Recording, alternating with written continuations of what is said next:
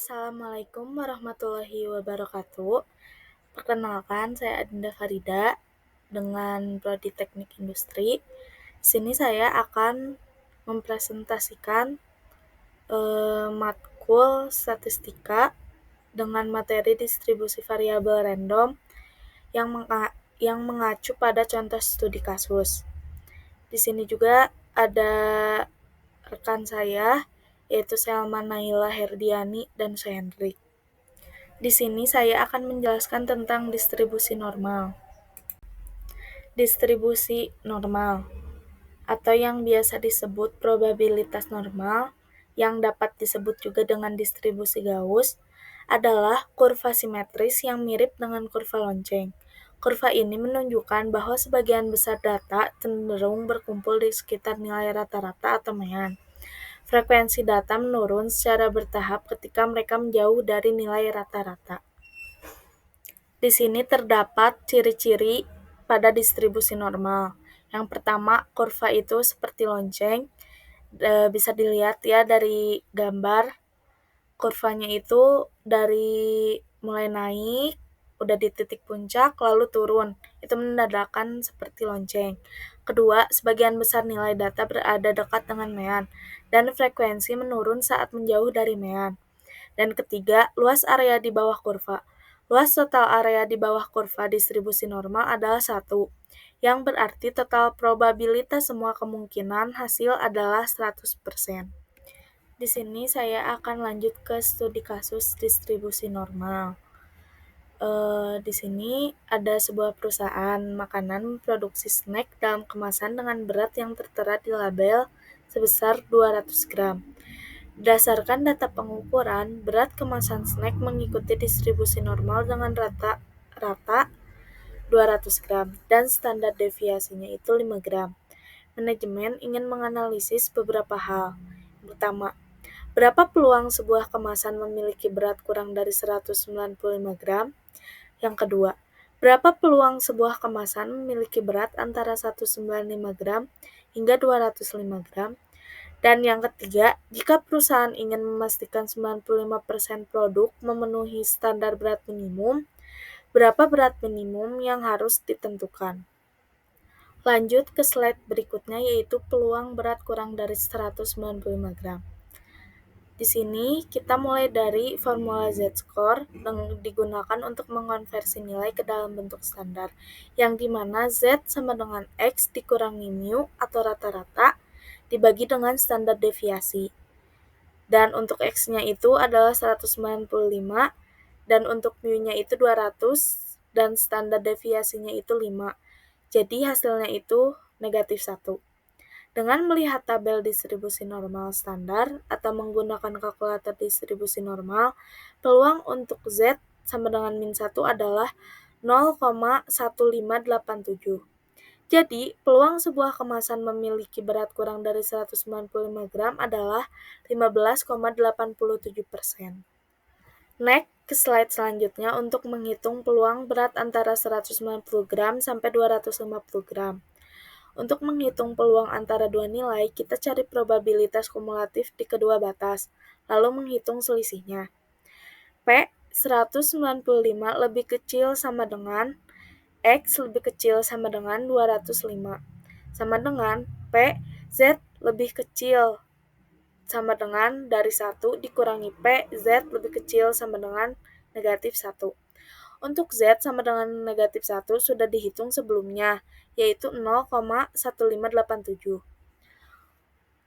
Untuk Z sama dengan negatif 1, Z sama dengan 205 dikurangi 200 dibagi 5, yang hasilnya itu 1. Dan diketahui bahwa P, Z lebih kecil sama dengan 1 itu adalah 0,8413. Maka P 195 lebih kecil sama dengan X lebih kecil sama dengan 205 dikurangi 0,8413 dikurangi 0,1587, yang dimana hasilnya itu 0,6826. Jadi, peluang sebuah kemasan memiliki berat antara 195 gram hingga 205 gram adalah 68,26%. Lanjut ke slide ketiga, yaitu menghitung berat minimum agar produk memenuhi standar. Untuk memastikan 95% produk memenuhi standar, perusahaan harus menentukan berat minimum 2, di mana hanya 5% produk yang berada di bawahnya. Z lebih kecil sama dengan 2, yaitu 0,05.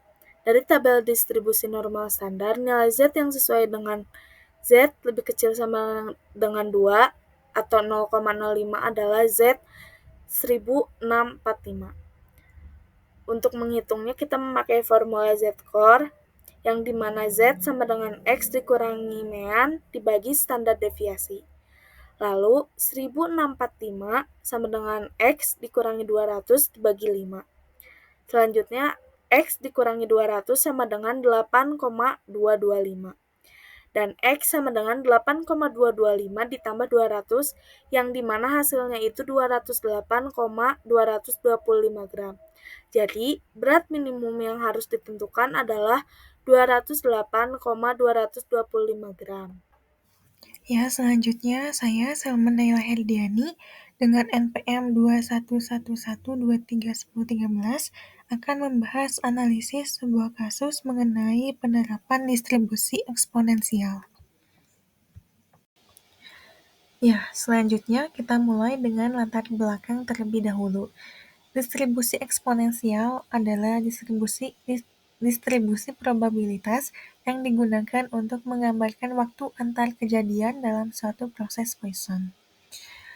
Ciri-ciri distribusi eksponensial yaitu yang pertama, memiliki kurva dengan ekor di sebelah kanan dan nilai X yang dimulai dari 0 sampai tak hingga.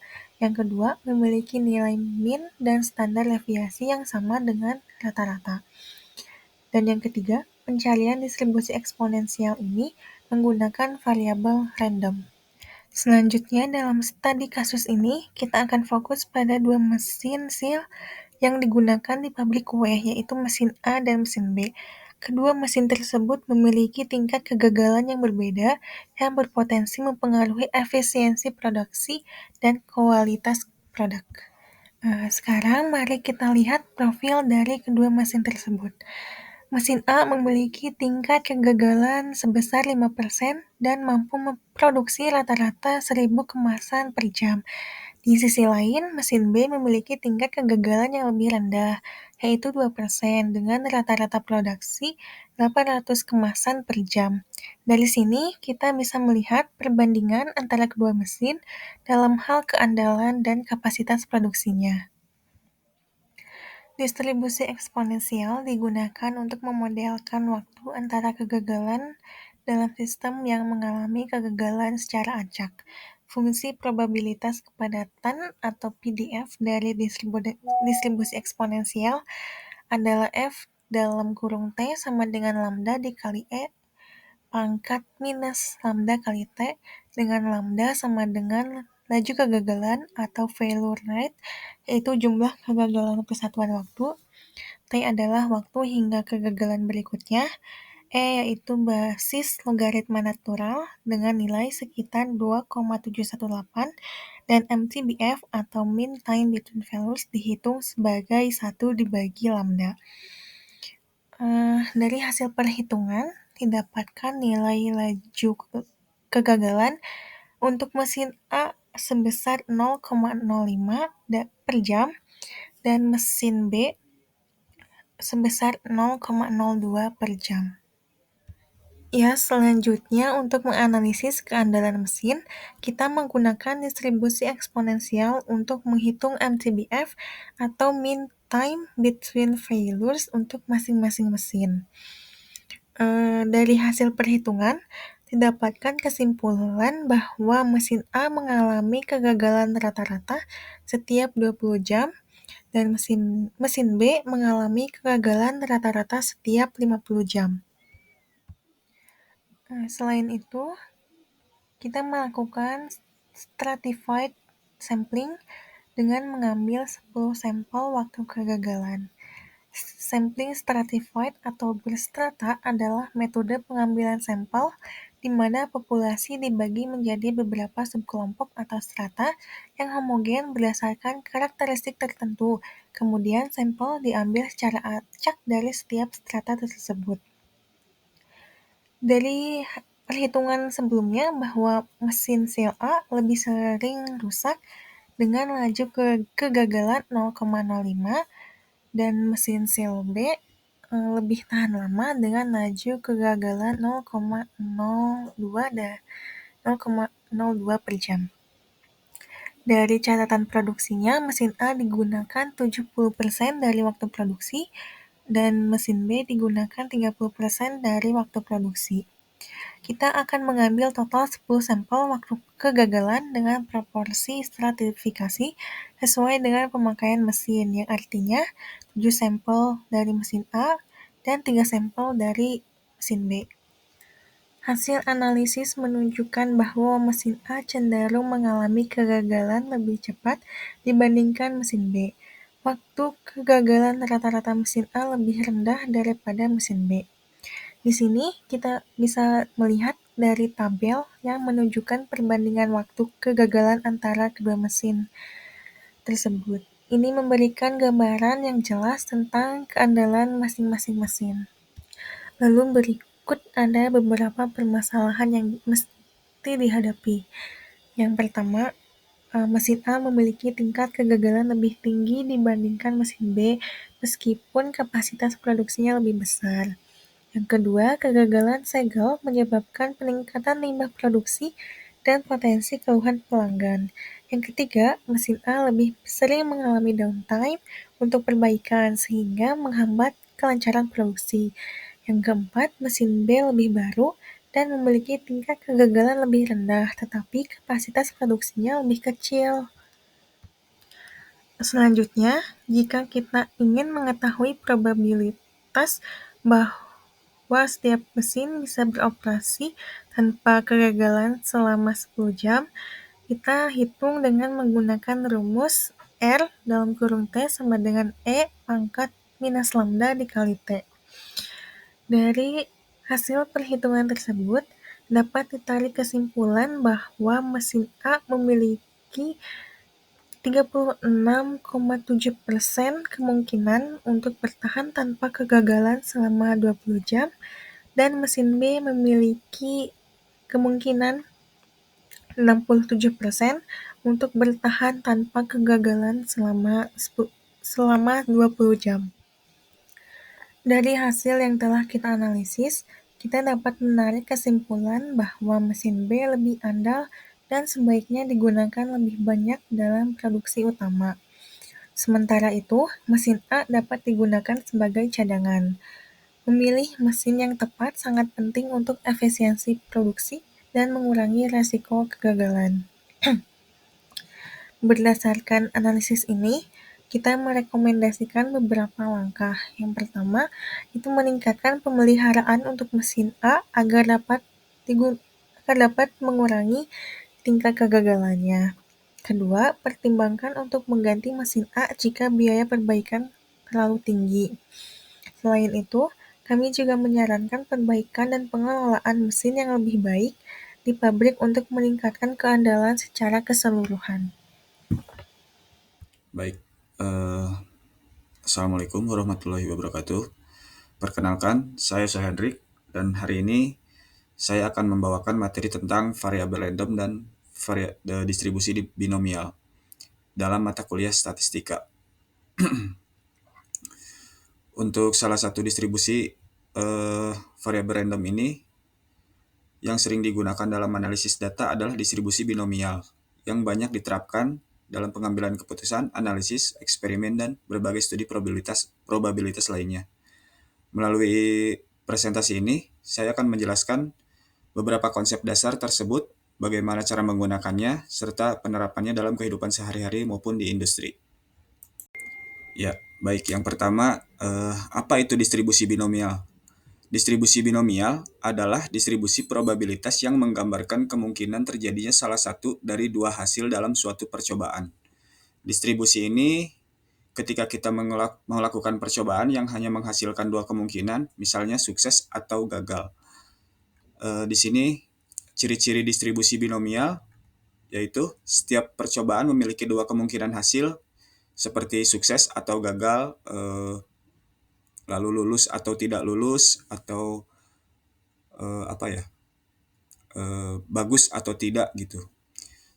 Jumlah percobaan bersifat tetap. Probabilitas mungkin di setiap percobaan adalah tetap. Hasil dari percobaan bersifat independen atau tidak terikat dengan yang lainnya. Untuk syarat dari distribusi binomial itu sendiri adalah terdapat n percobaan yang dilakukan secara berulang. Setiap percobaan hanya memiliki dua kemungkinan hasil, yaitu sukses atau gagal. Peluang keberhasilan pada setiap percobaan adalah sama. Hasil dari setiap percobaan saling bebas, itu sama kayak tadi, tidak ketergantungan dengan yang lainnya. Untuk pengaplikasian di distribusi binomial ini banyak digunakan di berbagai bidang, antara lain contohnya adalah industri manufaktur, seperti mengukur jumlah produk cacat dalam suatu batch produksi, atau eksperimen biologi seperti menghitung peluang keberhasilan vaksin, ataupun keuangan seperti memperkirakan kemungkinan gagal dalam investasi. Nah, sekarang mari kita lihat sebuah studi kasus penerapan distribusi binomial dalam industri manufaktur. Kasusnya, diketahui mesin otomatis pengemas memproduksi 200 kemasan setiap jam, dan ada kemungkinan 5% yang tidak tersegel dengan baik, dengan asumsi kemasan memiliki 5% yang gagal tersegel, dan dari 20 sampel yang diuji, beberapa probabilitas yang terdapat 3 bungkus tidak tersegel. Untuk penyelesaiannya itu sendiri, kita di next slide. Nah, untuk sebelum kita menyelesaikan studi kasus yang tadi, kita harus tahu itu apa metode sampling. Metode sampling yang sering digunakan dalam pengujian kualitas produk. Apa itu metode sampling? Metode sampling adalah teknik pengambilan sebagian data dari populasi untuk dianalisis, sehingga dapat mewakili keseluruhan dari populasi. Metode yang digunakan dalam kasus ini adalah metode yang paling baik untuk pengujian kualitas adalah systematic sampling. Kenapa systematic sampling digunakan lebih baik? Karena lebih cepat dibandingkan metode-metode lainnya. Praktis dalam implementasi, serta hasil tetap representatif tanpa memerlukan proses yang kompleks seperti pengacakan penuh. Contoh penggunaan dari systematic sampling ini dalam tabel yang ditampilkan, kita memiliki daftar sampel yang diuji. Setiap sampel yang diacak apakah tersegel atau tidak. Dengan metode ini kita bisa melihat distribusi kemasan yang mengalami cacat secara efisien. Ya, baik, untuk penyelesaian studi kasus yang tadi, diketahui N-nya itu populasi, N kecilnya jumlah sampel, K-nya itu kegagalan, dan P-nya itu probability atau peluang. Kita mempunyai data di mana N besarnya itu, populasinya itu adalah 200, sampelnya itu adalah 20, N kecil, lalu K-nya itu, kegagalannya itu adalah 3, dan probability atau peluangnya itu sekitar 5% atau 0,05. Baik, langkah pertama yang akan kita lakukan adalah menghitung kombinasi, yang dimana 23 dalam kurung sama dengan 20 faktorial dibagi 3 faktorial dalam kurung buka, 20 dikurangi 3 kurung tutup faktorial, yang dimana hasilnya adalah 20 dikali 19 dikali 18. Kenapa tidak sampai ke 1? Karena 17 sampai 1 itu kita coret. Kita coret langsung, soalnya kita bagi dari yang bawah. Lalu dibagi 3 dikali 2 kali 1, hasilnya adalah 6.840 dibagi 6. Sehingga total hasilnya adalah 1.140. Lalu untuk langkah yang kedua, menghitung probabilitas keberhasilan dan kegagalan segel. Di sini kita menggunakan rumus P pangkat K, yang artinya di mana P-nya itu sendiri tadi adalah 0,05 pangkat 3. Sehingga hasilnya adalah 1,25 dikali 10 pangkat min 4. Bisa diartikan juga sebagai 0,000125. Selanjutnya, dalam rumus juga kita mencari 1 dikurangi P kurung tutup pangkat N dikurangi K. Satunya itu adalah dari rumus dikurangi P-nya itu 0,05 pangkat 20 min 3. Kita mempunyai hasil 0,95 pangkat 17 yang hasilnya adalah 0,41812. Untuk langkah yang ketiga kita substitusikan ke dalam rumus yang tadi yang dimana P dalam kurung X-nya itu sama dengan K, K-nya itu sama dengan 3, sama dengan langkah yang pertama 1140 dikali 0,000125 dikali 0,41812 yang hasilnya adalah 0,059582 atau kita bulatkan menjadi 0,06. Ya, dari hasil perhitungan yang telah dilakukan, maka dapat disimpulkan bahwa penyegelan setiap kemasan memiliki peluang keberhasilan sebesar 0,059582 yang dibulatkan menjadi 0,06. Dalam praktek industri, informasi ini sangat berguna untuk mengidentifikasi kualitas produksi dan memperbaiki sistem manufaktur agar mengurangi jumlah kemasan yang tidak tersegel dengan baik. Untuk kesimpulan dari distribusi binomial ini dapat digunakan untuk menghitung peluang suatu kejadian dengan dua kemungkinan hasil. Dalam contoh ini, peluang terdapat 3 kemasan yang tidak tersegel dalam 20 sampel sekitar 6%. Dengan metode ini, perusahaan dapat lebih mudah mengontrol kualitas produk dan menentukan langkah perbaikan. Nah, di sini juga saya sempat mengerjakan lewat Microsoft Excel, yang dimana untuk pengujian yang ketiga itu hasilnya sama dengan yang kita cari tadi sebelumnya, yaitu 0,0595882148. Baik, demikian penjelasan dari saya mengenai distribusi binomial dan metode sampling yang saya gunakan tadi. Semoga materi ini bermanfaat bagi kita semua. Terima kasih atas perhatian Anda, dan saya siap menjawab pertanyaan jika Anda ada yang mau bertanya. Terima kasih. Assalamualaikum warahmatullahi wabarakatuh.